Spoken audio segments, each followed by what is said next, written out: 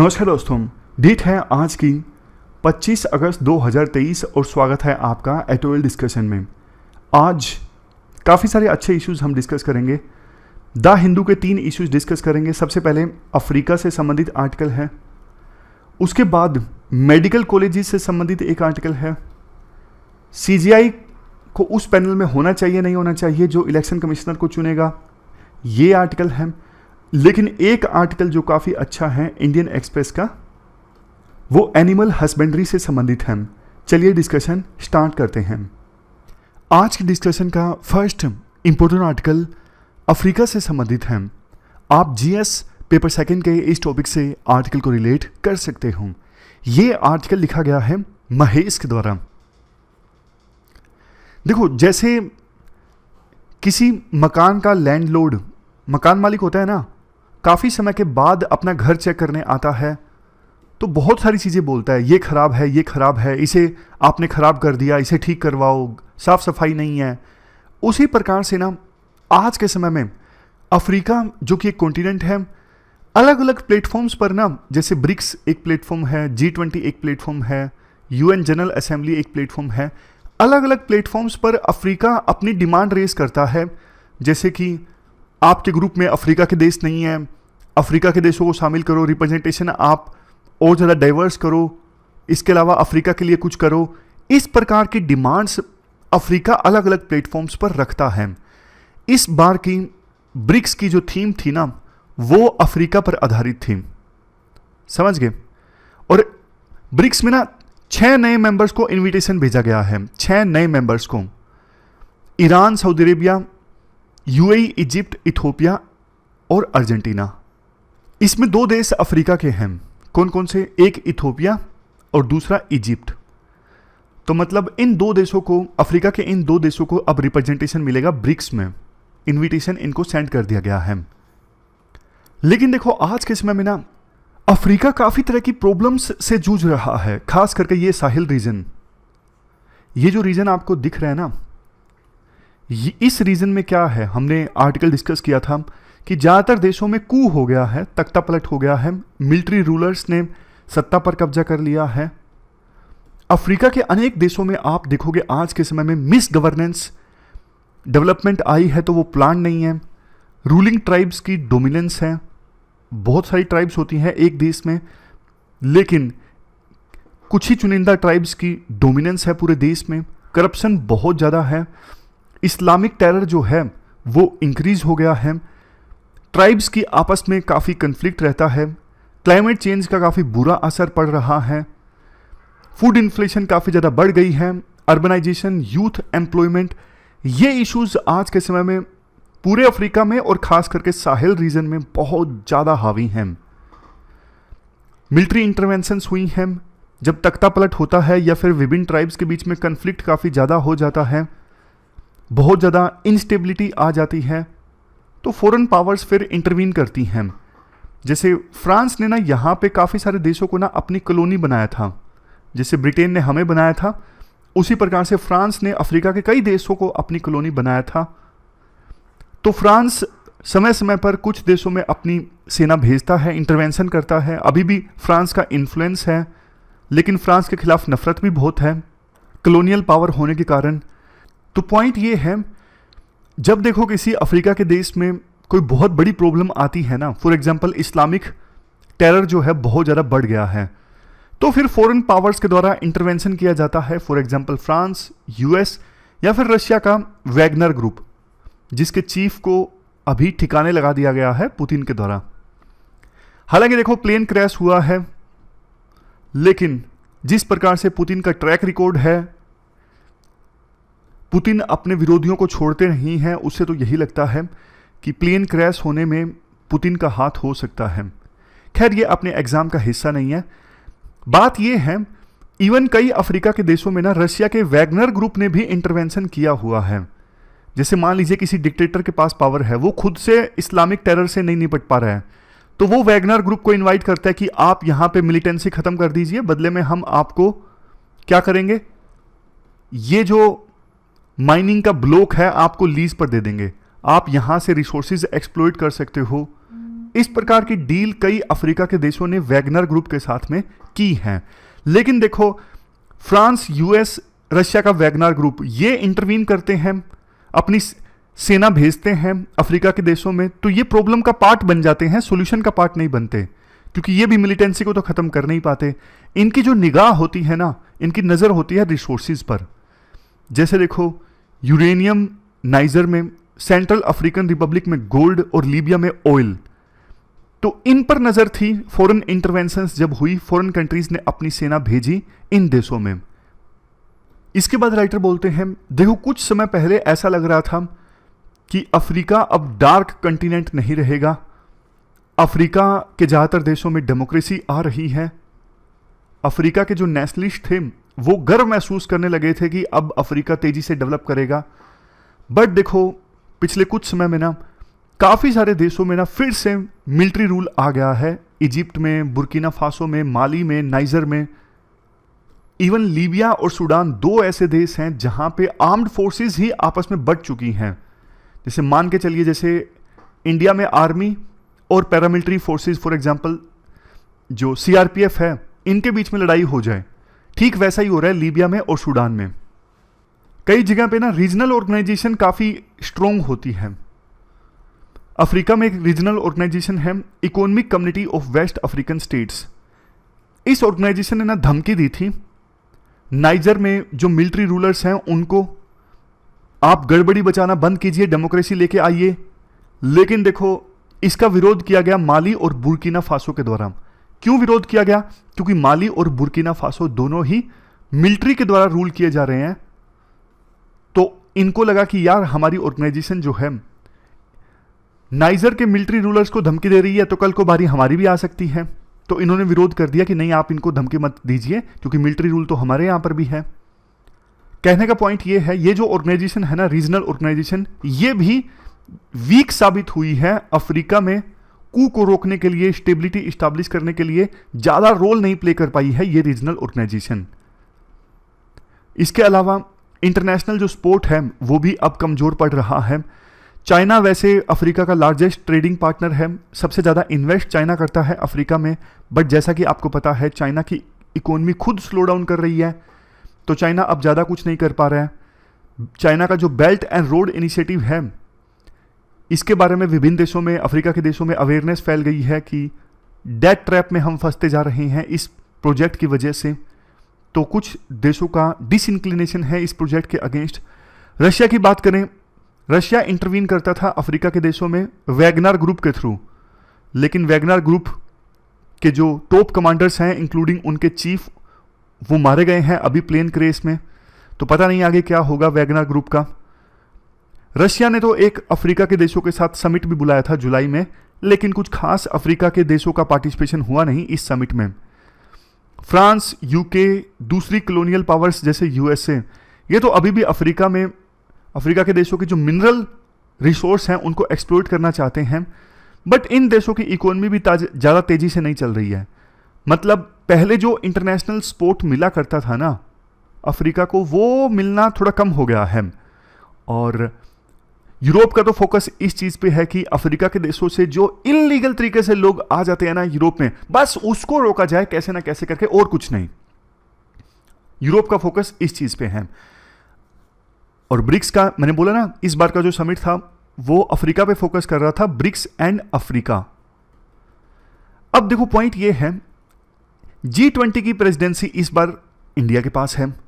तो इंडिया के पास एक जबरदस्त मौका है अफ्रीका के बारे में आवाज उठाने का, कि अफ्रीका में स्टेबिलिटी लेकर आया जाए, अफ्रीका की तरफ ध्यान देना जरूरी है, वहां से गरीबी मिटाना जरूरी है। इन चीजों की तरफ इंडिया ध्यान दे सकता है। अफ्रीका के साथ हमारे संबंध ना हमेशा से ही अच्छे रहे हैं। महात्मा गांधी का जो सत्याग्रह चला यहाँ पे, शुरुआत महात्मा गांधी ने यहीं से की थी, अपना करियर जो बनाया था साउथ अफ्रीका से बनाया। वहाँ पे अपार्थाइड था, रंग भेद की नीति थी। बाद में इंडिया की तरफ से बहुत ट्रूप्स कंट्रीब्यूट हुए, मतलब यूएन ने जो यहाँ पे यूएन पीस कीपिंग मिशंस भेजे ना, उनमें इंडिया की फोर्सेस का कंट्रीब्यूशन काफ़ी ज़्यादा हुआ करता था। इंडिया ने अफ्रीका से बेशक तेल इंपोर्ट करना थोड़ा कम कर दिया हो, बेशक पहले की अपेक्षा कर थोड़ा कम एग्रीकल्चर प्रोडक्ट इंडिया अफ्रीका को एक्सपोर्ट कर रहा है, बट ट्रेड ओवरऑल काफी ज्यादा बड़ा है इंडिया और अफ्रीका के बीच में। 2022-23 में ट्रेड रहा 98 बिलियन डॉलर्स। समझ गए? इंडिया की इन्वेस्टमेंट है अफ्रीका के काफी सारे देशों के साथ अलग अलग सेक्टर्स में, जैसे education, health care, telecom, IT, technology और एग्रीकल्चर। इंडिया 5वें नंबर पे सबसे बड़ा इन्वेस्टर है अफ्रीका में। इंडिया ने अफ्रीका के विभिन्न देशों को 12.37 बिलियन डॉलर्स के लोन दिए हैं। डेटा इंपॉर्टेंट है, इंडिया अफ्रीका रिलेशनशिप अगर यूपीएससी पूछ लेती है तो ये सारे डेटा आप जरूर यूज कीजिएगा। 197 प्रोजेक्ट्स कंप्लीट किए हैं 2015 से लेकर अभी तक। 42,000 स्कॉलरशिप्स दी हैं। 3 मिलियन भारतीय मूल के लोग वहां पे रहते हैं। तो अफ्रीका के बाहर इंडिया का डायस्पोरा सबसे ज्यादा स्ट्रोंग है अफ्रीका में। इतना स्ट्रोंग डायस्पोरा किसी और देश का नहीं है। तो कहने का मतलब ये है, इंडिया ना अभी बढ़िया पोजीशन में है अफ्रीका की आवाज उठाने के लिए। इंडिया वैसे भी थर्ड वर्ल्ड कंट्रीज का लीडर बनना चाहता है आजादी के बाद से ही, लेकिन 1962 में युद्ध हार गया था चाइना से। उसके बाद इंडिया ने ये एम्बिशन थोड़ा अपना बीच में छोड़ दिया, अपने आप पे ध्यान देना स्टार्ट किया 62 का युद्ध हारने के बाद। बट अब इंडिया वेल प्लेस्ड है थर्ड वर्ल्ड कंट्रीज का लीडर बनने के लिए, अफ्रीका की आवाज उठाने के लिए। मेंबरशिप मतलब प्रेसिडेंसी G20 की इंडिया के पास है, तो लाइक माइंडेड कंट्रीज के साथ मिल सकता है इंडिया। एक कोई सेमी परमानेंट प्लेटफॉर्म इस्टेब्लिश कर सकता है अफ्रीका में। जो अभी पॉलिटिकल इश्यूज चल रहे हैं, सोशल और इकोनॉमिक इश्यूज चल रहे हैं, उनका समाधान निकालने के लिए। समझ गए? G20 में और भी देश होंगे जो अफ्रीका को लेकर चिंतित होंगे, तो उनके साथ मिलकर इंडिया अलग से एक सेमी परमानेंट प्लेटफॉर्म बना सकता है अफ्रीका के प्रॉब्लम्स सोल्व करने के लिए। इंडिया के पास काफी कुछ है अफ्रीका को देने के लिए, टारगेटेड इन्वेस्टमेंट और बहुत सारी इनोवेशंस जो इंडिया में आई हैं, जैसे जैम है, Jan Dhan Aadhaar mobile, DBT direct benefit transfer, UPI unified payment interface, aspirational district programme. अनेकों ऐसी बेस्ट प्रैक्टिसेस अफ्रीका इंडिया से सीख सकता है। तो अब देखो 21वीं सेंचुरी में इंडिया और अफ्रीका आपस में जितना कोऑपरेट करेंगे ना, तो दोनों को ही फायदा होगा। इंडिया बहुत कुछ अफ्रीका को दे सकता है और अफ्रीका में शांति आती है, डेवलपमेंट आती है, तो इंडिया को इससे काफी फायदा होगा। तो ये पूरा आर्टिकल हमने डिस्कस किया अफ्रीका से संबंधित। चलते हैं आगे। इसके बाद नेक्स्ट इशू मेडिकल कॉलेजेस से संबंधित है। आप जीएस पेपर सेकंड के इस टॉपिक से आर्टिकल को रिलेट कर सकते हैं। कंटेक्स्ट देखो ये है, हाल ही में ना एक खबर आई मेडिकल नेग्लिजेंस की। केरला के एक मेडिकल कॉलेज में डॉक्टर ने ना सर्जरी करके कोई मेडिकल इक्विपमेंट शरीर के अंदर ही छोड़ दिया था। तो 1 साल तक बेचारा मरीज जो है वो तड़पता रहा। बाद में ये बात पता लगी। इसके अलावा एक और खबर सामने आई कि केरला में ही बैचलर ऑफ डेंटल सर्जरी और मास्टर ऑफ डेंटल सर्जरी के कोर्सेज में काफ़ी सारी जो सीट्स हैं वो वैकेंट हैं। ये खबरें जो हैं मेडिकल एजुकेशन को एक बार फिर से हमारे देश में हाईलाइट करती हैं। मैं ना आर्टिकल को डिस्कस करना स्टार्ट करूं उससे पहले थोड़ा बेसिक्स आपको बता देता हूं। अक्सर हम ये टर्म्स इस्तेमाल करते हैं, primary care, secondary care, tertiary care. क्या मतलब है इनका? प्राइमरी केयर मतलब first point of contact for basic health needs. पहला जो आपका कॉन्टैक्ट होता है आपके आस पड़ोस में जो भी डॉक्टर होता है जो अपना क्लिनिक खोल के बैठा है, गांव में प्राइमरी हेल्थ केयर सेंटर्स होते हैं, यहाँ पे आप जाते हो रेगुलर चेकअप्स के लिए, वैक्सीनेशन के लिए, सर्दी खांसी जुकाम, इन सब चीज़ों के लिए आप जाते हो primary care health care centres पर। उसके बाद होता है सेकेंडरी केयर। सेकेंडरी केयर में ना थोड़ा स्पेशलाइज्ड केयर की आवश्यकता होती है। फॉर एग्जांपल एक्सरे करवाना है, कार्डियोलॉजिस्ट की आवश्यकता है, हार्ट रिलेटेड कोई इशू आ रहा है, इसके अलावा स्किन रिलेटेड कोई इशू आ गया है जिसमें स्पेशल ट्रीटमेंट की आवश्यकता है। तो ये सब चीज़ें आती हैं सेकेंडरी केयर में। और उसके बाद टर्सरी केयर में क्या आता है? कोई देखो स्पेशलाइज्ड सर्जरी करवानी है, organ transplant, open heart surgery, cancer treatment, ये सब चीज़ें आती हैं टर्सरी केयर में। ये फ़र्क आपको बताना ज़रूरी था। अब ना 2019 में ना यूनियन गवर्नमेंट का एक प्रपोजल आया था कि आप ना डिस्ट्रिक्ट हॉस्पिटल्स को मेडिकल कॉलेजेस में कन्वर्ट कर दो। इसके साथ साथ अभी सरकार की एक पॉलिसी है, हर एक स्टेट में एक एम्स जैसा संस्थान होना चाहिए। अब ना देखो ये पॉपुलर मांग होती है लोगों की कि हमारे एरिया में ना मेडिकल कॉलेज ओपन किया जाए। सोच ये होती है सरकार की भी और लोगों की भी कि मेडिकल कॉलेज अगर खुलेगा ना तो सारी हेल्थ संबंधित जो प्रॉब्लम्स हैं वो दूर हो जाएंगी इस एरिया की। इसीलिए तो सरकार ने बोला कि डिस्ट्रिक्ट हॉस्पिटल्स को मेडिकल कॉलेजेस में कन्वर्ट कर दिया जाए। बट आपको ना फर्क समझने की आवश्यकता है। मेडिकल कॉलेज का काम क्या होता है? मेडिकल कॉलेज के ना दो मेन काम हैं। पहला प्राइमरी काम उनका है स्टूडेंट्स को डॉक्टर बनाना, मेडिकल एजुकेशन देना, ये उनका प्राइमरी काम है। सेकेंडरी काम होता है कि लोगों का इलाज भी करना। मेनली ना मेडिकल कॉलेज में जो इलाज की व्यवस्था होती है ना, उसका मेन एम ही ये था कि जिन लोगों को, जिन स्टूडेंट्स को डॉक्टर बनाया जा रहा है, वो अपनी इंटर्नशिप यहाँ पे पूरी कर सकें, वो देख सकें कि कैसे लोगों का इलाज हो रहा है, वो पढ़ते पढ़ते सीख सकें। इसलिए मेडिकल कॉलेज में आमतौर पर इलाज की व्यवस्था भी दी जाती है, ताकि जो स्टूडेंट्स पढ़ रहे हैं मेडिकल कॉलेज में वो भी साथ के साथ सीख सकें कि कैसे इलाज हो रहा है, कैसे सर्जरीज की जाती हैं। इस वजह से मेडिकल कॉलेज में पढ़ाई के साथ साथ इलाज भी किया जाता है। इलाज उनका सेकेंडरी होता है मेडिकल कॉलेज का। अब मान लो डिस्ट्रिक्ट हॉस्पिटल्स को मेडिकल कॉलेज में कन्वर्ट कर भी दिया जाए, तो देखो दिक्कत है। दिक्कत यह है डिस्ट्रिक्ट हॉस्पिटल्स में पहली बात इंफ्रास्ट्रक्चर की दिक्कत है, इंफ्रास्ट्रक्चर वहां पे अच्छा नहीं होता, और रेफरल सिस्टम की दिक्कत है। ये पॉइंट आप ध्यान से समझिएगा। रेफरल सिस्टम, देखो हमारे देश में ना एक बहुत बड़ी कंसर्न मान लीजिए, बहुत बड़ी कमी मान लीजिए, लोगों को ना थोड़ी सी भी प्रॉब्लम आती है ना, तो वो ना प्राइमरी हेल्थ केयर सेंटर पे नहीं जाएंगे, सेकेंडरी केयर पर नहीं जाएंगे, जो स्पेशलिस्ट डॉक्टर्स हैं उनके पास नहीं जाएंगे, वो सीधा पहुंच जाएंगे डिस्ट्रिक्ट हॉस्पिटल में, सीधा पहुंच जाएंगे वहां पे जहां पे टर्सरी केयर प्रोवाइड की जाती है। जबकि वहां पे जाने की आवश्यकता ही नहीं थी, क्योंकि सिंपल सी उनको प्रॉब्लम थी, या तो वो प्राइमरी केयर सेंटर पे सोल्व हो जाती, या फिर स्पेशलाइज्ड जो डॉक्टर हैं वहां पे उनकी प्रॉब्लम सोल्व हो जाती। लेकिन वो अपनी समस्या को लेकर जाते हैं वहां पे जहां पे टर्सरी केयर प्रोवाइड की जाती है।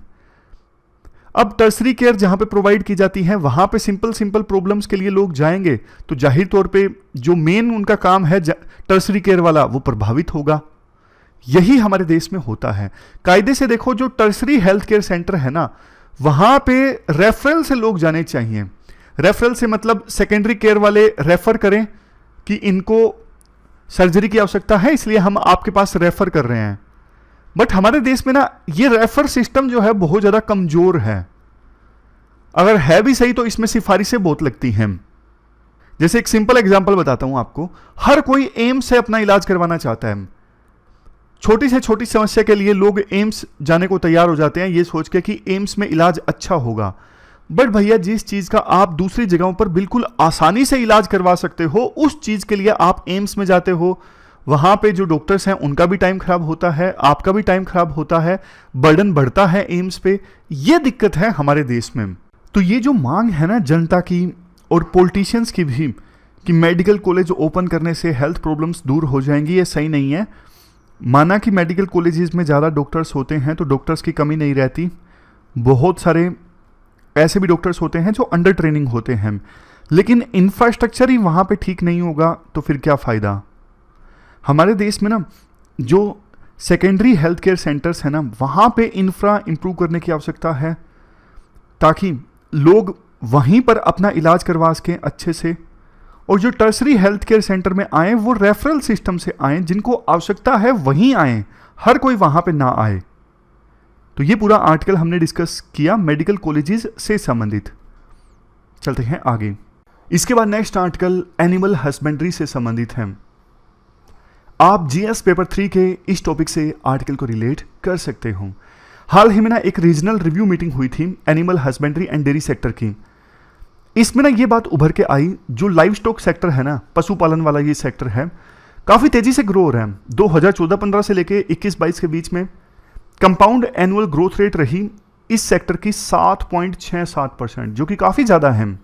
लाइव स्टॉक सेक्टर के ग्रोथ के ना बहुत सारे रीजन्स हैं। लाइव स्टॉक सेक्टर में ये सब आ जाता है, जैसे मुर्गी पालन, बकरी पालन, गाय पालन, सुअर पालन, सब आ जाता है। Dairy, poultry, goatry, piggery, bovine. पिछले कुछ समय में ना एनिमल प्रोडक्ट्स की डिमांड काफ़ी ज़्यादा बढ़ी है, जैसे मीट, मिल्क, एग्स, क्योंकि लोगों का इनकम लेवल बढ़ा है तो उनकी डाइट में चेंज आए हैं तो फिर ये एनिमल प्रोडक्ट्स की डिमांड बढ़ी है। दूसरा, रिलायबल सोर्स ऑफ लाइवलीहुड। अब देखो एग्रीकल्चर में ना कभी बारिश कम ज़्यादा हो गई, बहुत सारी प्रॉब्लम्स आ गई, अनसर्टेनिटी काफ़ी ज़्यादा है। बट लाइफ स्टॉक सेक्टर ना रिलेटिवली रिलायबल है, इस वजह से लोग लाइफ स्टॉक सेक्टर को बहुत प्रेफरेंस देने लगे हैं। किसान आने वाले समय में देखो ये ट्रेंड जो है वो शो करता है, आने वाले समय में और ज़्यादा किसान क्रॉप कल्टीवेशन को छोड़ के लाइफ स्टॉक सेक्टर को इसको अपना प्राइमरी सोर्स बनाएंगे इनकम का। इसके बाद ये कहा जाता है आर्टिकल में लाइफ स्टॉक सेक्टर का कंट्रीब्यूशन ग्रोस वैल्यू एडिड में काफ़ी ज़्यादा इंक्रीज हुआ है। वुमेन एम्पावरमेंट में काफ़ी बड़ा रोल प्ले किया है लाइफ स्टॉक सेक्टर के मजबूत होने से, क्योंकि वुमेन जो प्रोड्यूसर्स हैं ना, वुमेन किसान, वो मेजर वर्कफोर्स हैं इंडिया में डेयरी सेक्टर में, और ये सेक्टर इंपॉर्टेंट जॉब प्रोवाइडर है स्पेशली महिलाओं के लिए, तो रोल प्ले करता है वुमेन एम्पावरमेंट में। 2015-16 का डेटा है, 5 मिलियन वुमेन मेंबर्स थे डेयरी कोऑपरेटिव्स में, और ये नंबर 2020-21 में बढ़ के हो गया 5.4 मिलियन। इसके बाद अब एनिमल हस्बेंड्री में ना चैलेंजेस की बात की जाती है। लो प्रोडक्टिविटी। देखो हमारे देश में इंडियन कैटल में जो एवरेज एनुअल मिल्क यील्ड है ना, वो है 1172 kg, जो कि वर्ल्ड के दूसरे देशों की अपेक्षाकृत काफ़ी कम है। ग्लोबल एवरेज से ये 50% कम है। ग्लोबल एवरेज आप निकालोगे तो कैटल में मिल्क की यील्ड ऑलमोस्ट 2 गुना है 1172 kg से। नेक्स्ट है एनिमल डिजीज। वैक्सीनेशन अच्छे से नहीं होता हमारे देश में पशुओं का, और डेथ हो जाती है एनिमल्स के, किसानों को काफ़ी लॉस हो जाता है। नेक्स्ट है शॉर्टेज ऑफ फूडर। इंडिया में देखो लैंड एरिया कितना है, 2.29%। पूरे वर्ल्ड का 2.29% इंडिया में है लैंड, और इंडिया मेंटेन कितना कर रहा है पशु, 10.70%। पूरे वर्ल्ड का एरिया सिर्फ 2.29% है, लेकिन पूरे वर्ल्ड के ऑलमोस्ट 11% पशु इंडिया में हैं, और फोडर प्रोडक्शन होती है सिर्फ 5% कल्टीवेबल लैंड पर। तो फोडर अवेलेबल नहीं हो पाता किसानों को पशुओं के लिए, पशु खाएंगे क्या। नेक्स्ट है इंस्टीट्यूशनल सपोर्ट। एमएसपी नहीं मिलता लाइफ स्टॉक सेक्टर के फार्मर्स को, जबकि क्रॉप कल्टीवेशन में आपको पता है वीट पे और राइस पर प्रोक्योरमेंट करती है सरकार इन 2 फसलों को, और 24 फसलों के लिए एमएसपी अनाउंस होता है। Next इनएडिक्वेट funding. देखो एग्रीकल्चर पर सरकार जितना टोटल खर्च करती है ना, उसका सिर्फ 12% खर्च होता है लाइफ स्टॉक सेक्टर पर। इसके बाद next inadequate processing and value addition. अब एनिमल प्रोडक्ट्स हैं जैसे बफेलो मीट है, इनकी ना प्रोसेसिंग होनी चाहिए, इनके लिए इंफ्रास्ट्रक्चर होना चाहिए, इनको स्टोर करके रखा जा सके, वैल्यू एडिशन हो सके, लेकिन वो हमारे देश में होता नहीं है, इतना इंफ्रास्ट्रक्चर हमारे देश में है नहीं। Next informalisation of sector. इसका मतलब ये है, ये जो लाइफ स्टॉक सेक्टर है ना, इसमें प्रोडक्ट प्रोड्यूस होते हैं एनिमल प्रोडक्ट्स। अब ना या तो ये लाइफ स्टॉक सेक्टर के किसान डायरेक्टली अपने प्रोडक्ट्स को बेच के, ऐसा प्रोविजन कम होता है, इंटरमीडियरी को ये बेचते हैं, और इंटरमीडियरी फिर आगे बहुत महंगे दाम पे बेचते हैं। इनफॉर्मलाइजेशन के कारण ना किसान मुनाफा नहीं कमाता, बिचौलिए जो है वो मुनाफा कमाते हैं, और कस्टमर तक चीज़ें महंगी पहुंचती हैं। नेक्स्ट है इनएडिक्वेट attention towards extension services. Life stock sector के किसानों को अवेयरनेस संबंधित जानकारी, कैसे पैदावार इंक्रीज करें, यील्ड इंक्रीज करें एनिमल प्रोडक्ट्स की, ऐसी जानकारी मिलनी चाहिए, लेकिन वो मिलती नहीं है साइंटिस्ट से। नेक्स्ट पॉइंट इंश्योरेंस से संबंधित है। सिर्फ 6% जो एनिमल हेड्स हैं वो इंश्योरेंस कवर में आते हैं, बाकी नहीं आते हैं। ग्रीन हाउस गैस का एमिशंस। इंडिया में देखो वो एनिमल्स जो रूमिनेंट्स हैं, जो जुगाली करते हैं, जैसे देखो काऊ है, बफेलो है, गोट है, सिप है, ये सब जुगाली करते हैं। होता क्या है, जैसे देखो काऊ है, गाय ने खाना खाया, उसके बाद जो माइक्रोब्स है ना, जैसे बैक्टीरिया इत्यादि, वो गाय के पेट में ना जो खाना है उसे डिकम्पोज करते हैं, किस में, एनर्जी और प्रोटीन में। यहाँ पर देखो usable source of energy and protein. इसके साथ साथ ना मीथेन भी प्रोड्यूस होता है, CH4। अब ये जो CH4 है आपको पता है ग्रीन हाउस गैस है, तो एमिशन काफ़ी ज़्यादा करते हैं ये एनिमल्स। लाइव स्टॉक सेक्टर के कारण ग्रीन हाउस गैसेस का एमिशंस काफ़ी ज़्यादा होता है। यहाँ पर देखो एक फैक्ट है, इंडिया में जो कैटल है ना, वो कंट्री के total green house gas emissions में 33% कंट्रीब्यूट करते हैं। अब ये कुछ स्कीम्स हैं सरकार की पशुओं के लिए, क्रेडिट गारंटी स्कीम, राष्ट्रीय Gokul mission, national live stock mission, animal husbandry infrastructure development fund, इनको भी ध्यान से आप पढ़ लीजिए। जब भी कोई क्वेश्चन आए ना सरकार क्या कर रही है, वो चीज़ तो देखो बहुत इंपॉर्टेंट है, पूछे यूपीएससी डायरेक्टली या फिर ना पूछे, सरकार के जो इनिशिएटिव्स हैं वो जरूर लिखिए आप, जरूर, चाहे कोमा डाल के लिख दीजिए, पॉइंट वाइज फॉर्म में नहीं लिखिए, लेकिन लिखिए जरूर। नेक्स्ट है क्या करना चाहिए, establishment of gene bank.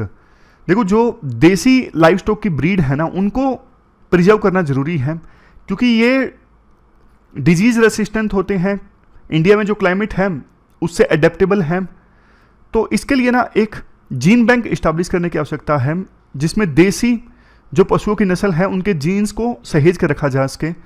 Next, strengthening forward and backward linkages.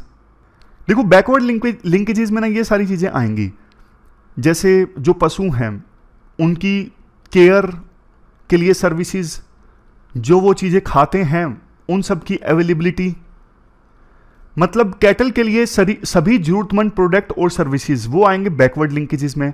और फॉरवर्ड लिंकेजेस मतलब जो एनिमल प्रोडक्ट हैं, जैसे मिल्क है, मीट है, इनकी प्रोसेसिंग, इनकी वैल्यू एडिशन, इनको स्टोर करने का इंफ्रास्ट्रक्चर, ये सब चीजें आती हैं फॉरवर्ड लिंकेजेस में। तो दोनों पर ध्यान देने की आवश्यकता है, फॉरवर्ड लिंकेजेस पर और बैकवर्ड लिंकेजेस पर। नेक्स्ट, वन हेल्थ अप्रोच से काम करने की आवश्यकता है कि पीपल यानी इंसान, इन्वायरमेंट और एनिमल, तीनों की जो हेल्थ है आपस में है, इंटरलिंक्ड है, तीनों को एक साथ लेके चलने की आवश्यकता है, तीनों पर एक साथ ध्यान देने की आवश्यकता है। इसके बाद नेक्स्ट पॉइंट है cadre of wild life trend veterinary doctors. Wild life trend जो वेटनरी डॉक्टर्स हैं उनका कैडर स्ट्रॉन्ग होना चाहिए। अभी वेटनरी डॉक्टर्स की काफ़ी कमी है, खास करके गांव में वो आसानी से अवेलेबल नहीं होते। नेक्स्ट, डिजीज सर्विलियंस, डिजीज पर लगातार निगाह रखने की आवश्यकता है। ऐसा तो नहीं कि एनिमल्स में कोई डिजीज फैला हुआ है और बाद में वो इंसानों में भी आ जाए। कुछ डिजीज जूलॉजिकल डिजीज होते हैं ना, इवन इंसानों में ना भी आए, एनिमल्स को भी नुकसान ना पहुंचाए, ऐसे डिजीज पर भी निगाह रखने की आवश्यकता है कि जिससे एनिमल्स की डेथ ना हो और किसानों को नुकसान ना हो। Developing capacities of extension of personal on extension management, मतलब साइंटिस्ट किसानों को जानकारी दे कि आप पशुओं को ऐसे रखिए, इनको ये खिलाइए, इस प्रकार से रख रखाव से पैदावार इंक्रीज होगी। ये एक्सटेंशन सर्विसेज मिलनी बहुत ज़रूरी है, किसी भी माध्यम से, डायरेक्ट मिल के, ऑडियो विजुअल माध्यम से ऑडियो भेज दें, साइंटिस्ट वीडियो भेज दें, इन सब चीज़ों की सहायता से। एरिया स्पेसिफाई पॉलिसी, अब देखो अलग अलग एरियाज में ना अलग अलग पशु इंपॉर्टेंट होते हैं, जैसे कोस्टल एरियाज में एक्वाकल्चर इंपॉर्टेंट है, फिशरीज इंपॉर्टेंट है, और राजस्थान में अलग तरह के पशुओं को पाला जाता है। तो area specific live stock sector की पॉलिसी होनी चाहिए। सबसे लास्ट में है women inclusive policies. Women inclusive cooperatives और दूसरी प्रोड्यूसर एसोसिएशन बढ़िया रोल प्ले कर सकते हैं इंक्लूसिव पॉलिसी मेकिंग में, मतलब जो पॉलिसी बनाई जाए उसमें वुमेन का पर्सपेक्टिव भी इंक्लूड किया जाए। ये इंश्योर करने में वुमेन इंक्लूसिव कोऑपरेटिव्स बढ़िया रोल प्ले कर सकती हैं। तो ये पूरा आर्टिकल हमने डिस्कस किया एनिमल हस्बेंड्री से संबंधित। अब देखो एक आर्टिकल है यहाँ पे, जल्दी से आपको बता देता हूँ। क्या सीजीआई को उस कमेटी का पार्ट होना चाहिए था जो इलेक्शन कमिश्नर का चुनाव करती? आपको याद होगा सुप्रीम कोर्ट का एक वर्डिक्ट आया था जिसमें सुप्रीम कोर्ट ने कहा था कि अभी सरकार इलेक्शन कमिश्नर्स को चुनती है, लेकिन हम प्रोविज़न कर रहे हैं कि एक पैनल चुनेगा जिसमें प्रधानमंत्री होंगे, चीफ जस्टिस ऑफ इंडिया होंगे और लीडर ऑफ अपोजिशन होंगे। ये तब तक लागू रहेगा सिस्टम जब तक पार्लियामेंट इस पर कानून नहीं बना देती। सरकार बिल लेकर आ गई पार्लियामेंट में, सरकार ने बोला नहीं, ये पैनल नहीं, ये पैनल बनाएगा जिसमें प्रधानमंत्री होंगे, लीडर ऑफ अपोजिशन होंगे और एक यूनियन मिनिस्टर होंगे जिसको नॉमिनेट किया गया होगा पीएम के द्वारा। तो पॉइंट ये है कि वो पैनल जो इलेक्शन कमिश्नर को चुने उसमें सीजीआई का होना जरूरी है या नहीं है। पहले बात करते हैं सीजीआई का होना क्यों जरूरी है। सीजीआई अगर होंगे तो जुडिशियल एक्सपर्टीज का इस्तेमाल होगा। सीजीआई जब होंगे तो ज़्यादा इंडिपेंडेंट होकर ये जो पैनल जो है वो इलेक्शन कमिश्नर को चुनेगा। अगर सीजीआई होंगे तो फिर क्या होगा, निष्पक्षता से इलेक्शन कमिश्नर चुने जाएंगे और वो निष्पक्ष होकर काम करेंगे, वो सरकार के फेवर में काम नहीं करेंगे। चेक्स एंड बैलेंस भी है, मतलब ऐसा नहीं कि सरकार की चल रही है इलेक्शन कमिश्नर को चुनने में। तो ये सारे फायदे हैं सीजीआई अगर होते हैं तो। सीजीआई ना हो तो देखो ये सारे आर्गुमेंट्स दिए जाते हैं कि पार्लियामेंट अपनी मर्जी से कानून बना सकता है। इवन सुप्रीम कोर्ट ने भी कहा था कि जब तक पार्लियामेंट कानून नहीं बना देता है तब तक हम ये पैनल बना रहे हैं। तो पार्लियामेंट अपनी मर्जी से कोई भी पैनल बनाए, आप ये नहीं कह सकते कि पैनल में सीजीआई है या नहीं है। दूसरा, अगर यूनियन मिनिस्टर हैं तो वो भी देखो रिप्रेजेंटेटिव हैं, यूनियन मिनिस्टर हैं तो, और प्रधानमंत्री भी हैं, सरकार के 2 नुमाइंदे हैं, तो ये भी सक्षम है इलेक्शन कमिश्नर का अच्छे ढंग से चुनाव करने में। हम ये तो नहीं कह सकते कि सिर्फ चीफ जस्टिस ऑफ इंडिया आएंगे तभी अच्छे ढंग से चुनाव हो सकता है इलेक्शन कमिश्नर्स का, अदरवाइज सरकार तो सक्षम नहीं है। समझ गए। फिर नेक्स्ट पॉइंट आता है, संविधान ने इस मुद्दे पर कुछ नहीं बोला है, तो जुडिशरी क्यों अपनी जो पावर है वो इंक्रीज करती जा रही है। हर पैनल में जुडिशियल जो जजेस हैं उनको शामिल होना है, ये गलत है। तो ये सारे आर्ग्यूमेंट्स हैं। वैसे देखो अल्टीमेटली तो यही इसका निष्कर्ष निकलता है, कंक्लूजन निकलता है कि निष्पक्ष ढंग से इलेक्शन कमिश्नर्स का चुनाव होना चाहिए, और सीजीआई होते तो निष्पक्ष ढंग से चुनाव होता, क्योंकि फिर इसमें सरकार का बोलबाला नहीं होता। प्रधानमंत्री प्लस सीजीआई प्लस में जो लीडर ऑफ अपोजिशन है, ये पैनल ज़्यादा बेहतर ढंग से इलेक्शन कमिश्नर का चुनाव करता, और डेमोक्रेसी हमारे देश में और मजबूत होती अगर इलेक्शन कमिश्नर निष्पक्ष चुने जाते और बाद में वो निष्पक्ष रूप से काम करते। बाकी आपकी क्या राय है इस इशू पर, आप भी कमेंट बॉक्स में बताइए। अब क्वेश्चंस देख लीजिए जिनका आंसर आज आपको देना है। ये 2 क्वेश्चंस आज आपको अटेम्प्ट करने हैं आज के डिस्कशन से संबंधित, और ये प्री के क्वेश्चंस हैं। ये देखो कल मैंने पूछे थे आपसे, जबरदस्त कंसेप्चुअल क्वेश्चंस हैं, इनका मतलब निकलता है, एक एक चीज का मतलब है। जैसे आपको एग्जांपल देता हूं, jellyfish thrive in warmer water due to absence of predator and nutrient run off. यहां से भी क्वेश्चन सोल्व होगा नहीं होगा, क्या ये इतना जो पार्ट है क्या क्वेश्चन के आंसर में भूमिका निभाता है नहीं निभाता है, बहुत सारी चीजें इन्वॉल्व हैं, लेकिन आप में से बहुत कम लोगों ने आंसर दिया। तो आज मैं एक बार फिर से आपको बोलता हूं, इन 2 क्वेश्चंस का आंसर आप जरूर दीजिए। इस प्रकार से थोड़ा थोड़ा सीखते सीखते तो आप प्री के क्वेश्चन सोल्व करना सीखोगे। लेकिन अगर आप यूं सोचोगे नहीं अरे छोड़ो क्वेश्चन तो है, एक ना कंपाउंड इफेक्ट होता है, आपको पता ही है। डेली डेली अगर थोड़ा थोड़ा भी इंप्रूवमेंट होगा ना, लॉन्ग टर्म में काउंट करोगे तो बहुत ज़्यादा इंप्रूवमेंट हो गया होगा। तो आपका डेली का 2-3 मिनट जबरदस्त इंप्रूवमेंट लेके आएगा। तो इन क्वेश्चंस को जरूर सोल्व कीजिए। इसके बाद नेक्स्ट आज की एथिकल टर्म है फाल्सहुड। 2018 में यूपीएससी ने इसके बारे में पूछा था। फाल्सहुड का मतलब क्या है, नॉन ट्रू या फिर इनएक्यूरेट स्टेटमेंट, एक ऐसी स्टेटमेंट जो सही नहीं है। अब देखो ऐसी स्टेटमेंट कई बार इंटेंशनली बोली जाती है, कई बार अनइंटेंशनली बोली जाती है। मतलब मुझे लगता है स्टेटमेंट सही नहीं है, लेकिन मैं आपको दे रहा हूं वो इन्फॉर्मेशन ये सोच के कि इन्फॉर्मेशन सच है, तो वो भी फाल्सहुड का एक एग्जाम्पल है। फाल्सहुड के देखो बहुत सारे एग्जाम्पल्स होते हैं। जैसे कोई इन्फॉर्मेशन है, उसे आधा छुपा लेना, आधा देना, ये भी एक फाल्सहुड होता है, पूरी इन्फॉर्मेशन ना देना। जैसे एक एग्जाम्पल मैंने आपको पहले भी बताया था। एक बार क्या हुआ, शिप पे ना 2 लोग सवार थे, एक रीता और एक महेश। ये 2 लोग सवार थे। रीता कभी ड्रिंक नहीं करती, लेकिन बाय चांस शिप पे सवार थे तो पार्टी हुई जन्मदिन की, तो रीता ने पहली बार ड्रिंक कर ली और ज़्यादा ही ड्रिंक कर ली। तो ना शाम को ना जो ये अधिकारी होते हैं ना, उनको एक दूसरे के बारे में ना रिपोर्ट लिखनी होती है। तो महेश ने रीता के बारे में लिखा, आज रीता ने बहुत ड्रिंक की। तो रीता ने महेश को बोला कि ना आपने सर पूरी इंफॉर्मेशन नहीं दी, आप ये भी लिख सकते थे कि पहली बार रीता ने ड्रिंक की, लेकिन आपने क्या किया, आधे अधूरी इंफॉर्मेशन प्रेजेंट कर दी कि रीता ने आज बहुत ड्रिंक की। इससे यह संकेत जाता है कि रीता तो डेली ड्रिंक करती है। तो महेश ने बोला कि मैंने जो लिखा वो सच था, आज तुमने बहुत ड्रिंक की, बस मैंने इतना लिख दिया, बहुत है, मेरी इंफॉर्मेशन गलत नहीं है, बट ये आधा सच था। अब एक और चीज आपको बताता हूं। रीता ने इसका बदला महेश से लिया। रीता ने अगले दिन डायरी में यह लिख दिया कि आज महेश ने ड्रिंक नहीं की। आज महेश ने ड्रिंक नहीं की। अब देखो, इस स्टेटमेंट से यूं लगता है कि महेश वैसे तो डेली ड्रिंक करता है, लेकिन आज ड्रिंक नहीं की। तो महेश ने रीता से पूछा कि तुमने मेरे बारे में यूं क्यों लिखा कि आज मैंने ड्रिंक नहीं की। तो फिर रीता ने वही जवाब दिया कि जो मैंने लिखा है वो गलत नहीं है। तो बात यह है कि आधी इंफॉर्मेशन भी एक फाल्सहुड का एग्जाम्पल है। मिसकंसेप्शन, रूमर, मिसकंसेप्शन जैसे ये करने से इलाज हो जाएगा। बहुत बार ऐसी कंसेप्शंस फैल जाती है ना समाज में, इसको यूज करने से आपकी बीमारी ठीक हो जाएगी, वो फाल्सहुड का एग्जाम्पल है। अफवाहें, बहुत बार एडवर्टाइजर जो है वो झूठे क्लेम करते हैं, एग्जैजरेटेड क्लेम करते हैं अपनी सेल्स को इंक्रीज करने के लिए। ये तो अपनी कोचिंग इंडस्ट्री में भी काफ़ी देखने को मिलता है। तो ये थी एथिकल टर्म फाल्सहुड। अब इसके बाद कल जो आर्टिकल्स डिस्कस किए थे उनकी समरी देख लीजिए जल्दी से।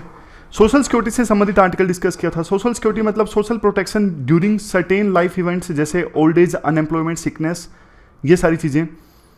उसके बाद पीरियोडिक लेबर फोर्स सर्वे का एनुअल रिपोर्ट का डेटा था। सैलरीड वर्कफोर्स में 53% ऐसे हैं जिनके पास में कोई सोशल सिक्योरिटी बेनिफिट नहीं है। और कई बार क्या होता है कि या तो सरकार एलोकेट नहीं करती पैसा, बजट काफ़ी कम एलोकेट करती है, और एलोकेट भी करते तो यूटिलाइज नहीं करती। इस वजह से सोशल सिक्योरिटी हमारी ठंडे बस्ते में है देश में। ब्राज़ील का एग्जाम्पल डिस्कस किया था। ब्राज़ील में इनकम लॉस को बढ़िया ढंग से कवर किया गया है, जिसको लोग अच्छे से अवेल कर सकते हैं एक फ़ोन कॉल से या बैंक में जाके। इवन जेल में भी अगर कोई पर्सन जाए तब भी इनकम लॉस वहाँ पे कवर्ड है। काफ़ी सरकार अच्छा काम भी कर रही है कई सारी चीज़ों में, जैसे ई श्रम पोर्टल। इसमें जो मजदूर हैं वो रजिस्टर करते हैं अपने आप को। और इसके अलावा सोशल सिक्योरिटी कोड 2020 में आया था। लेकिन कुछ सुझाव हैं, जैसे डोमेस्टिक वर्कर्स के लिए सरकार कुछ करे, वो अपने आप को एकजुट करें। और ये लेबर कार्ड जो बने पूरे देश के मजदूरों के लिए बने, ऑल इंडिया वैलिडिटी इनकी होनी चाहिए। अवेयरनेस फैलाई जाए अलग अलग ऑर्गेनाइजेशंस के माध्यम से, ताकि लोगों को अपनी सोशल सिक्योरिटी के बारे में पता लगे। एक्सट्रीम हीट वाला आर्टिकल हमने डिस्कस किया था। टेम्परेचर बढ़ रहा है मेडिटेरेनियन सी सरफेस टेम्परेचर। ग्रीस, अल्बानिया, यहाँ पे वाइल्ड फायर देखने को मिली, ये भी एक रीज़न है। और टेम्परेचर बढ़ने से बहुत सारी दिक्कत हो रही है, ऑक्सीजन की कमी, भूखे मर रहे हैं जो मरीन एनिमल्स हैं। और इसके अलावा और बहुत सारे नुकसान हो रहे हैं ह्यूमन बींग्स के लिए। यहाँ पे हैबिटेट लॉस हो जाएगा, मछलियाँ नहीं मिलेंगी, टूरिज्म कम हो जाएगा, बाहर की स्पीसीज आ जाएंगी, फिशिंग एक्टिविटीज़ कम हो जाएंगी। क्या करना चाहिए? ग्रीन हाउस गैस का जो एमिशन है वो कम करो। आसपास के क्षेत्रों में जो एग्रीकल्चर से फर्टिलाइजर यहाँ पे आ जाते हैं जैसे नाइट्रोजन, फॉस्फोरस, उनका रोको। यूएन का गोल है 2030 तक 30% ओशन बचाना है, इस पे ध्यान दो। प्रोटेक्टेड एरिया के इंक्रीज करो जहाँ पे कोई ह्यूमन एक्टिविटी ना हो। फिर एक आर्टिकल हमने डिस्कस किया था यंग इंडियंस एजिंग वर्कफोर्स से संबंधित। हमारी जो वर्कफोर्स है ना वो बूढ़ी हो रही है, ये आर्टिकल था। डेटा के माध्यम से हमने ये डिस्कस किया। यंग एज में कौन आता है, मिडिल एज में कौन आता है, ओल्ड एज में कौन आता है। यंग एज में 15 से 30, मिडिल एज में 30 से 45 और ओल्ड एज में 45 से ज़्यादा। चैलेंजेस क्या है एजिंग वर्कफोर्स के? बूढ़ों की संख्या इंक्रीज होगी वर्कफोर्स में, तो उनके लिए सर्विसेज चाहिए, देश तैयार नहीं है। ज़्यादा बर्डन आएगा सरकार के खजाने पर, पेंशन वगैरह ज़्यादा देनी पड़ेगी। तेज़ी से हमारी वर्कफोर्स बूढ़ी हो रही है, डेमोग्राफिक डिविडेंड की खिड़की बंद हो रही है। सोशल सिक्योरिटी अच्छी नहीं है हमारे देश में, पिछला आर्टिकल डिस्कस किया था। पुवर्टी ज़्यादा होती है बूढ़े लोगों में। हेल्थ सर्विसेज की एक्सेस कम है बूढ़े लोगों की, सरकार की स्कीम सिर्फ नाम की है। क्या करना चाहिए? अलग अलग जो एल्डर्स हैं उनके लिए अलग अप्रोच होनी चाहिए। ह्यूमन डेवलपमेंट पे सरकार ध्यान दे। जो यंग बेरोजगार हैं उनका यूज़ करे एल्डर केयर के लिए। सिल्वर इकोनॉमी के बेनिफिट सरकार रीप करे। सिल्वर इकोनॉमी मतलब 50 या 50 से अधिक उम्र की लोगों की ज़रूरतों को पूरा करने के लिए जो इकोनॉमी है। इंक्लूसिविटी को सरकार प्रमोट करे। डिस्क्रिमिनेशन नहीं होना चाहिए। जापान में जैसे रीएम्प्लॉयमेंट का ऑप्शन है वैसा ऑप्शन भी होना चाहिए कि आप रिटायर हो गए लेकिन बाद में फ्रीलांसर एज ए काम कर सकते हो अपनी मर्जी के अनुसार। तो ये थी हमारी आज की डिस्कशन। फिलहाल इस डिस्कशन में इतना ही है। Thank you very much for discussion.